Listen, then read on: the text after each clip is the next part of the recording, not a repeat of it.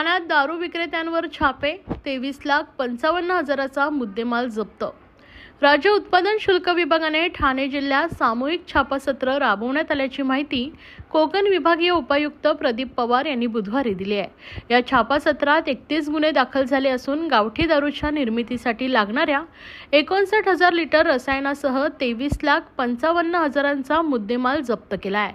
राज्य उत्पादन शुल्क विभागाचे कोकण विभाग ठाण्याचे उपायुक्त पवार यांच्या मार्गदर्शनाखाली लोकसभा निवडणुकीच्या पार्श्वभूमीवर 7 मे रोजी मुंबई ठाण्याच्या विविध पथकांनी सामूहिक छापासत्र राबवलंय।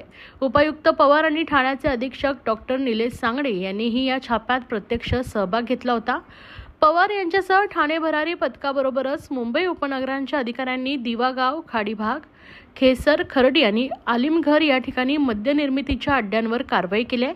तर ठाण्याचे अधीक्षक डॉक्टर सांगडे यांच्यासह भरारी पथकाने छोटी देसाई, मोठी देसाई, आगासन परिसरात छापासत्र राबवलंय।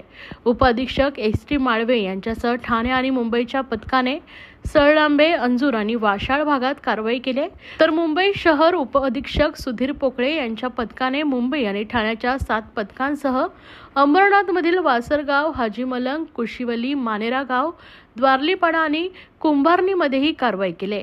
कारवाईत मुंबई ठाण्यातील 20 अधिकारी व 40 कर्मचारी सहभागी झाले होते। बेकायदा मद्य निर्मितीच्या 1 अधिकृत तर 30 बेवारस ठिकाणी छापासत्र झालाय। यामध्ये 31 गुन्हे दाखल झालेत। गावठी दारू निर्मितीसाठी लागणारे 59,980 लिटर रसायनासह इतर सामग्री असा 23,55,210 रुपयांचा मुद्देमाल जप्त केला आहे। ही कारवाई अशाच प्रकारे चालू राहणार असल्याची माहिती उत्पादन शुल्क विभागाने दिली आहे।